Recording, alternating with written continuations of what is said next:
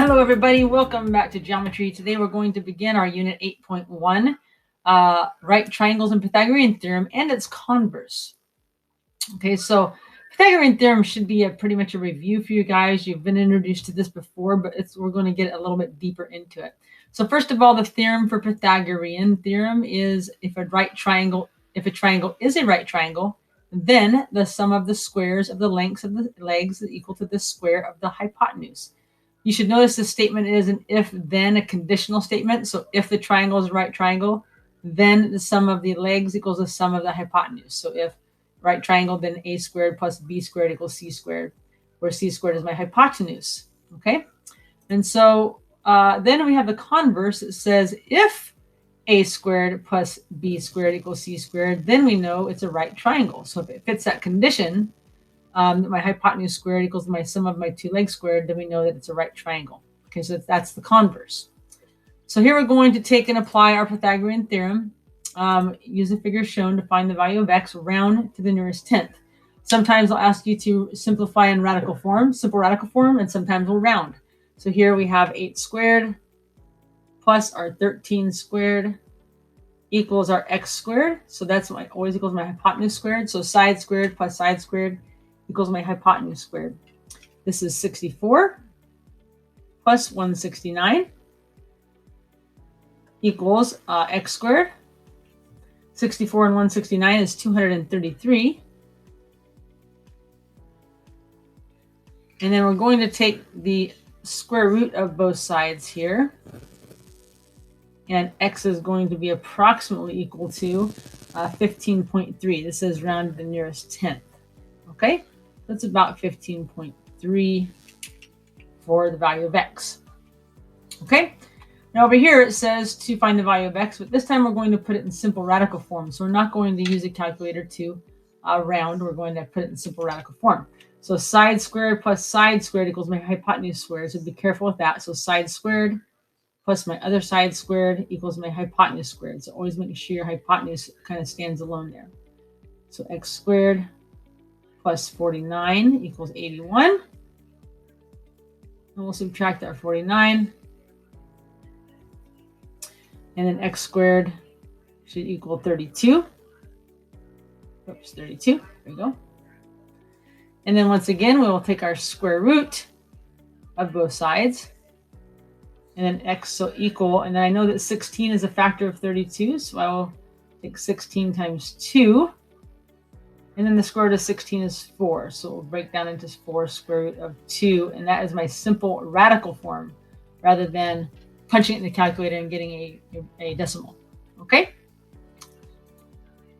Okay, so here we're going to kind of apply this a little bit. So to satisfy safety regulations, the distance from the wall to the ladder should be 1/4 the length of the ladder. So did he set up this ladder correctly? So first of all, let's find out what the length of the ladder is. So we're going to take our 2.5 squared, and we're going to add 9 squared. And what does that length of the ladder equal? Okay, so 2.5 squared is 6.25 plus 81 equals x squared. 6.25 plus 81 is 82.25. Not 80, 87. 87.25, sorry about that, 87.25. And then if I take my square root of both sides, we get x is about equal to 9.3. Okay, now if we take my length of this distance right here, that should be 1/4 of my length of my ladder. So if I take 2.5 and divide that by my 9.3, that should be a ratio of 1:4, so 1/4. Let's test that out. Let's see what we can get here. So let's take our 2.5 and divide it by that 9.3. And that gives us about a 0.26. So that's a little more than a fourth, and so we're good to go, right? So it's just 0.26, so it's a little bit more than a fourth of a ratio. So it has to be greater than a fourth, okay? And so that's good to go. Okay. Next up is we have these Pythagorean triples. So these Pythagorean triples are quick ways to see if we have a right triangle. So in construction, they have what's called a quick square, a 3, 4, 5 triangle to check for a right angle, because 3 squared plus 4 squared equals 5 squared. Okay, and then all the multiples of that, which is two times all this. 2 times 3 is 6. 2 times 4 is 8. 2 times 5 is 10, and so forth and so on. So these are all Pythagorean triples. 5 squared plus 12 squared equals 13 squared, which results in a right triangle, and so forth. So all these Pythagorean triples help us determine quickly if it's a right triangle. So if you can memorize these 4 special ones at the top, then all the multiples of those are also Pythagorean triples. Okay, and so the length of each cross piece of this fence is 10 feet. So boom, boom, 10 feet. Why would a rancher build this fence with this measurement shown? Well, first of all, if we go back here, this 6, 8, 10, that's a multiple of the 3, 4, 5. Okay, and so the reason a rancher would build that here is because it's we know that's a right triangle, and so that would satisfy and make sure that angle right here is a 90-degree angle, so that our fence isn't all cockeyed, right? Okay. Is triangle MNO a right triangle? And let's figure out why not. So our hypotenuse is always going to be our longest side. So we want to know, does 37 squared, does that equal our 35 squared plus our 12 squared? Okay. So my 37 squared, let's get our calculator out here. Find out what 37 squared is. 37 squared, that's 1369. Get my calculator back up here. There we go. Oh, it keeps disappearing on me. Here we go. So 1369 equals, and my 35 squared, let's see what that guy is. 35 squared is 1225 plus 144. And so let's add that together here. 1225 plus 144, that is 1369. So those are indeed equal. And so that is a right triangle. So we can justify that that's a right triangle. Okay. Okay. All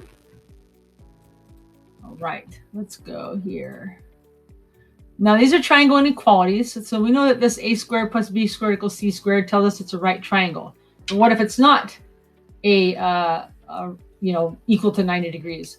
So if c squared is greater than, actually I can put this in red here, is this c squared is greater than a squared plus b squared. So if my hypotenuse squared is greater than a squared plus b squared, then we know that the triangle is going to be obtuse, because look how long that hypotenuse is. Okay. If my hypotenuse is shorter than my a squared plus b squared, then we know that my right here, that my triangle is going to be acute. Okay, so this is going to be acute. I can't write very good. And this one is going to be obtuse. Okay, and of course this guy right here is always right. Okay. And so that's for a squared equals c squared equals a squared plus b squared. If c squared is greater than a squared plus b squared, it's obtuse. And if c squared is less than a squared plus b squared, it is acute. So let's test this right here. 3, 4, 5. Of course, that's a quick Pythagorean triple. So we should already know that that's a right triangle without even calculating. Okay. 2, 6, and 7. Let's figure that out. So this should be my hypotenuse. So let's test that. So 7 squared. What is that? Is that greater than, less than, or equal to 2 squared plus 6 squared? Okay, so 49 is something. 4 plus 36, and then 49, and then 4 plus 36 is 40. So 49 is less than, right? Less than 40. So that means it's going to be acute. Oops, acute. There we go. Because my hypotenuse squared is less than the sum of my two sides. Okay, let's look at this guy over here. My longest side is my hypotenuse here. So my 15 squared, is that less than, greater than, or equal to 5 squared plus 12 squared? So that's 225. That's going to be 25 plus 144. So 225. And this is going to be, what's that, 9, 6, so 269. Excuse me, 169. Sorry about that. So 169. So 225 is greater than 169. That's 169. So that means this is going to be obtuse. Okay, so that's how you tell if a triangle is acute, obtuse, or right, given just the lengths of the triangles. Okay, so you have an 8.1. This is actually going to be a worksheet, not an Excel, and it's in your Google Classroom. And then I will see you all later on this week. Thank you very much. Bye-bye.